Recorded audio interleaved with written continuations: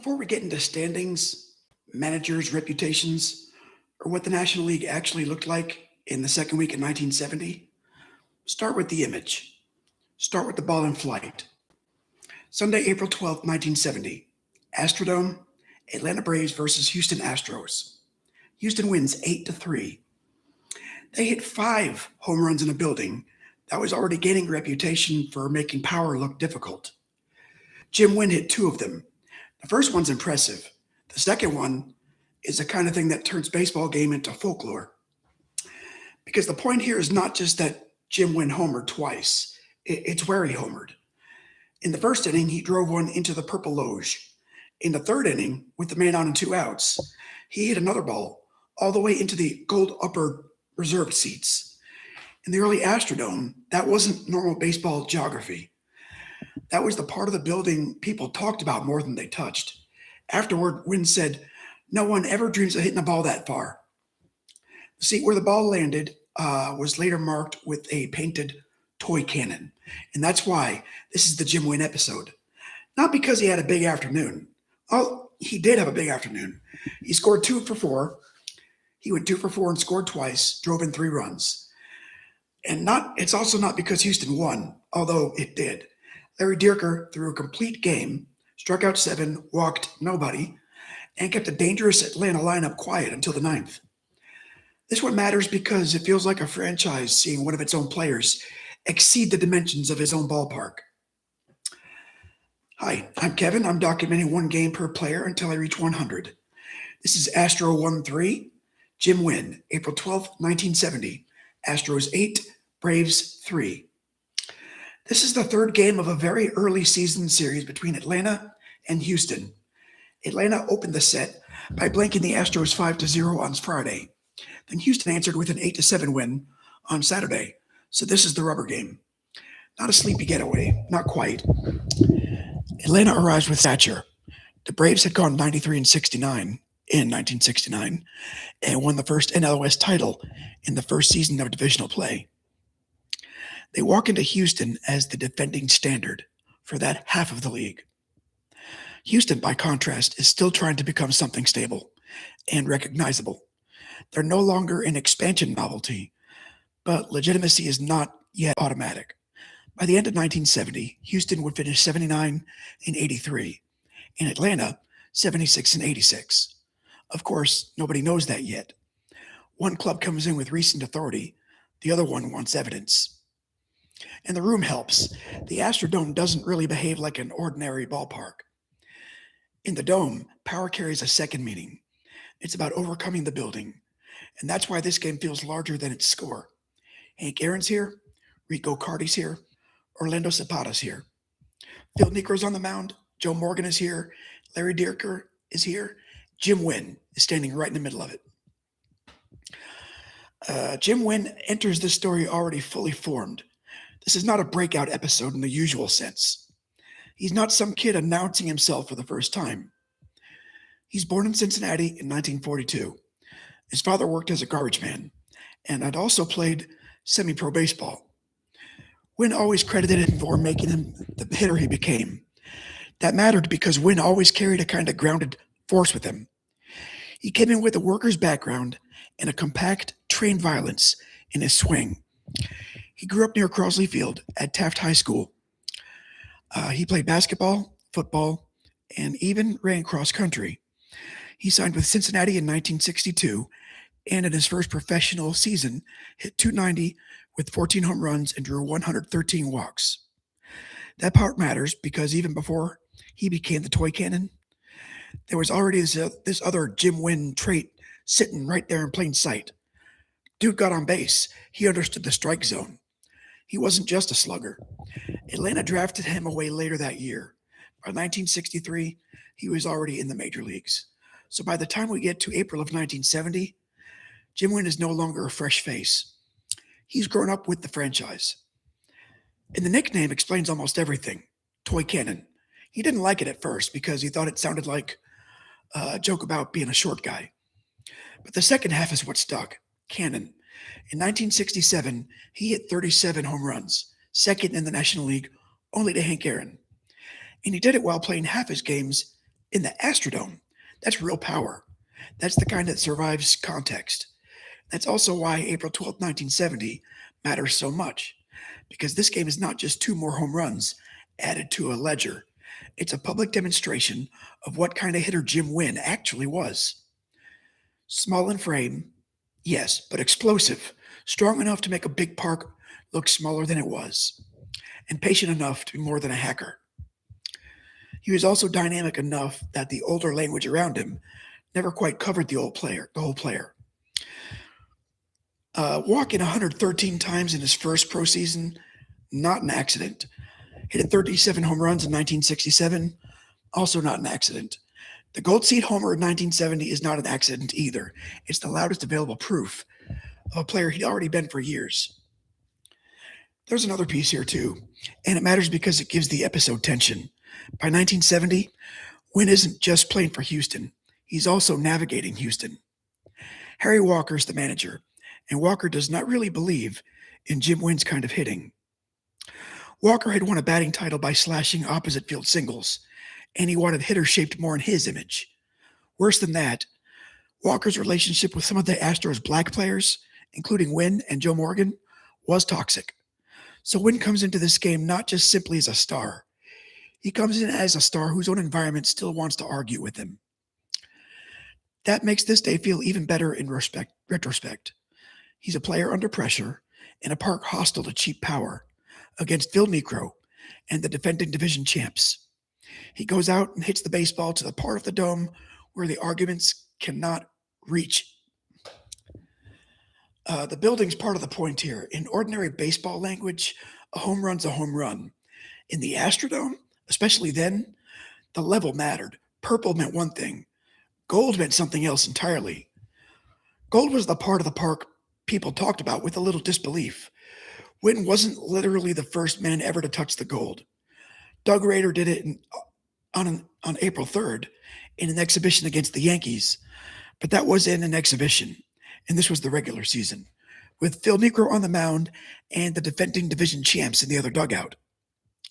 More importantly, Wynn does it after already putting one into the purple in the first inning, so the game gives you escalation, purple first and then gold.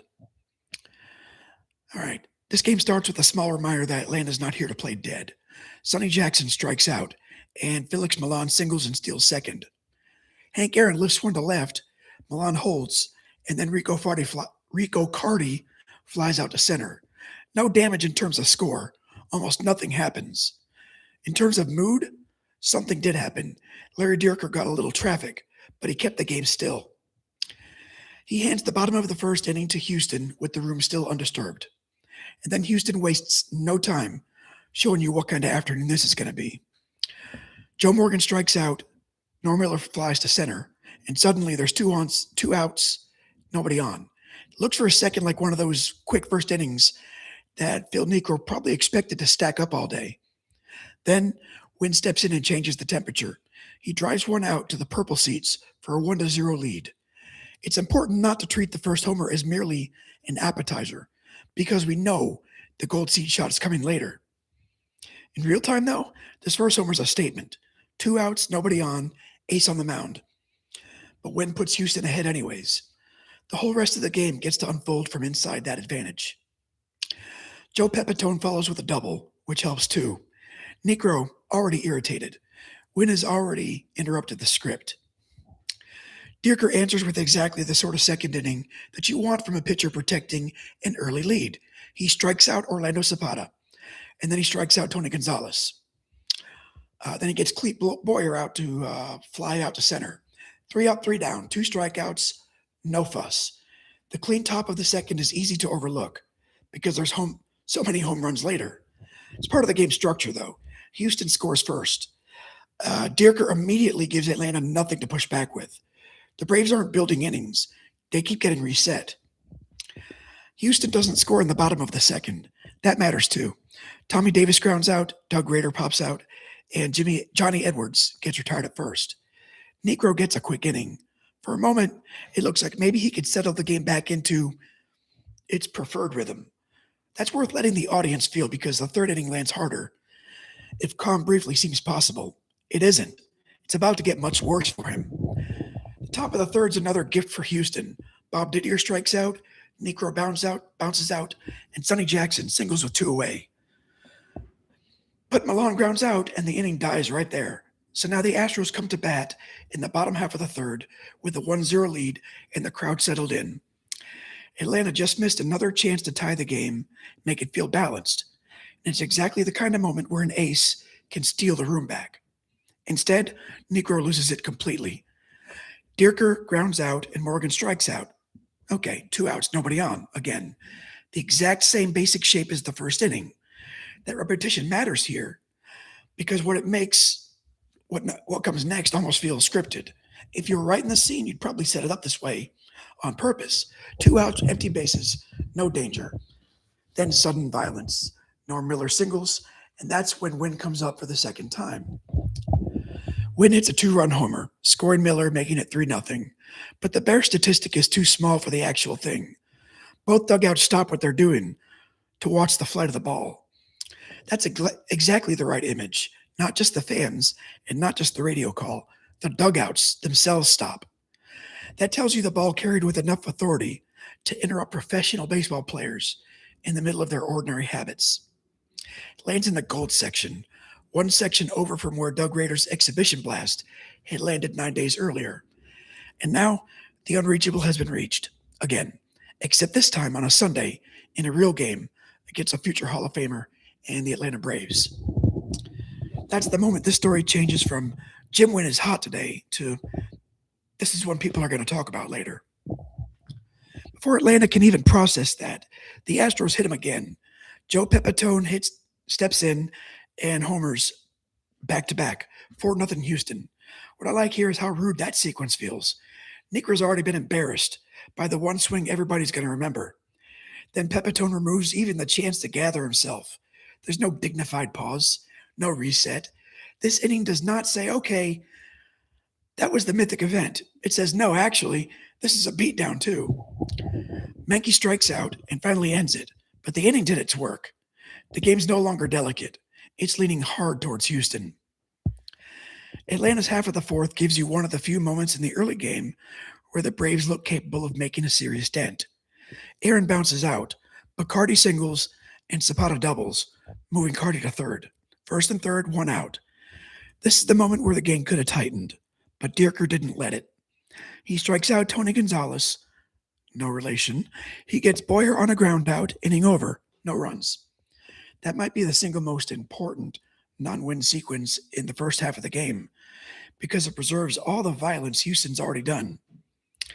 Atlanta gets its best early punch, but it never throws it. Then, because baseball can be cruel in such an efficient way, Houston comes right back and adds another. Tommy Davis opens the bottom of the fourth with a solo jack, 5-0. At that point, the game has kind of a merciless symmetry to it. Atlanta threatens in the top half. Houston scores in the bottom half. Atlanta opens the door. Houston shuts it. Then they add another run for good measure. Houston now has 4 home runs in 4 innings against Negro. The ace is not just losing. He's being publicly redefined for the afternoon as the man Jim Wynn and company hit through the dome. If the first 4 innings are fireworks, the next 4 are where Houston makes the thing feel permanent. The 5th inning is quiet, and that matters. Negro briefly restores order. Dierker does not let Atlanta build anything. In the 6th, Hank Aaron doubles, but gets stranded. And that's one of the quiet themes of this game. Houston's big swings are memorable, but Dierker's afternoon is what lets those swings stay enormous. He keeps taking Atlanta's best little openings, turning them into dead ends. Then the Astros answer one more time, and they do it in a way I really like because it's not glamorous. Menke reaches and a passed ball moves him up. Tommy Davis singles him home. It's only 1 run, but emotionally it counts double. Houston's already embarrassed Negro with the long ball. Now it's making him sit through the ordinary stuff too. 6-0 is meaner than 5-0. After 6 innings, Negro's done. Rick Kester comes on. The 7th gives Atlanta a chance, in theory. The actual inning gives him nothing. Then the Braves come up in the 8th, and Dierker makes that inning feel like administrative work. Aspermonte strikes out, Jackson grounds out, Milan strikes out. 3 men up, 3 men down. No drama. By then, the crowd's no longer wondering whether Houston's going to win. The only questions left are the aesthetic ones. Will Dierker finish? Will Houston add one more loud line before the day ends? Bottom 8, Pepitone walks, steals second. Menke grounds out, moving Pepitone to third. Davis grounds out. Now there's 2 outs at the runner on third. One last chance to put a final stamp on the afternoon. Doug Rader hits a 2-run homer to left center. That makes it 8-0 and gives Houston its 5th home run of the afternoon. At the time, it was a club record. And I like that it's Doug Rader, because the game has been haunted by him all afternoon. He's the man who first reached the gold level in exhibition play. Wynn turned that feat into regular season legend. Then Rader comes back at the end and adds a final punctuation mark. Even the supporting cast got a callback. So now that's all that's left is the 9th. And the 9th is interesting because it doesn't ruin the game. It does keep it from becoming too clean. Aaron makes the first out on a pop-up. Rico Carty doubles, then Orlando Zapata homers. Suddenly the shutout's gone. Gonzalez doubles next. Bob Didier singles. Another run comes home. Now it's 8-3. For the first time all afternoon, Atlanta's stringing things together with something like authority. But really, it's too late. Aspermonte flies out to center to Jim Wynn, and that's the final out. The ball ends in the glove of the same man who gave the day its shape. Dierker gets a complete game. Houston gets the win. Atlanta leaves with 3 runs, but only after the real argument's been settled. And that's the whole game in its proper proportions. Yes, the Wynn homer into the gold seats is the image everyone keeps. But the full story is bigger than one swing. Houston hits Negro early, then historically, and then repeatedly. Dierker keeps Atlanta from building any counterweight till the 9th inning. Davis adds a working man insurance run. Then Rader supplies a late club second record finish. The final out goes to Wynn in center, as though the kid is politely handing back the early story to the only man it could really belong to. This is the part of the story where the memory gets a little bit harder to hold, because the happy version of this story is not the only version available. The happy version's easy. Jim Wynn hits one into the purple and another into the gold. The crowd erupts, the seat gets marked, and the whole thing becomes one of those clean franchise legends that everybody feels safe to love. The less clean version is that Jim Wynn was doing all of this inside a Houston environment that, by the testimony of the people inside of it, could be ugly, personal, and racially toxic. Joe Morgan later described Harry Walker in terms that go well beyond baseball. It doesn't shrink Wynn's accomplishment. If anything, it enlarges it, because one way to read this game as a star player, making himself undeniable in an environment that still wanted to argue with him. And there's something else worth arguing here. Wynn's power always invited a certain kind of condescension. He was short, compact, not built the way some people thought sluggers should look. And because of the nickname Toy Cannon, sounded cute till you remembered what the second word meant, cannon. April 12th strips away any of that cuteness. It's one of those days where the softening language fails. Whatever else Harry Walker may have thought he was seeing when he looked at Wynn, this game leaves behind a much simpler judgment. That man can turn a baseball field and even a building into a witness. So what did this game mean? In the narrow sense, it meant Houston went back to 500 at 3-3 and had just taken a series from the defending NL West champions. That matters because the Braves were not yet some fallen team in April. They came in carrying the authority of 1969. Houston, meanwhile, was still trying to prove it could be more than a novelty franchise in a novelty building. Ballpark with a ceiling, what? The victory spurred early hopes that the Astros might finally post a winning season, but they didn't get there. On this day, the possibility still felt open. Secondly, it meant the Astros had briefly solved one of their central problems. This wasn't the beginning of a pennant. This was not the day the Astros suddenly became contenders.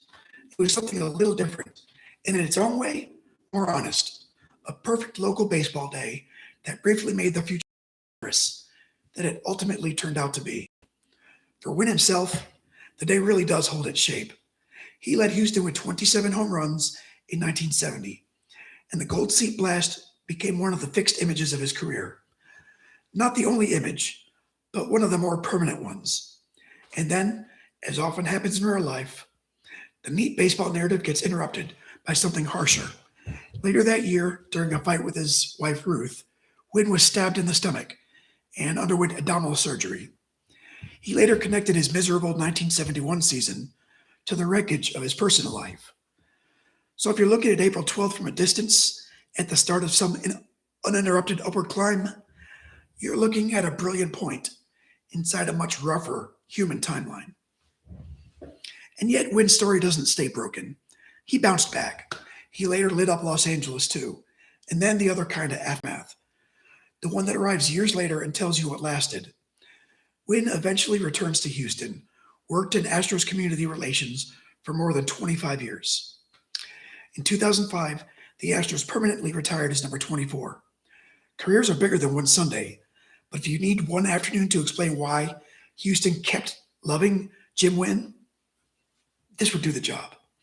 So the meaning of the game finally is this. For Houston, it was one of those days where the club briefly looked more dangerous than its final record.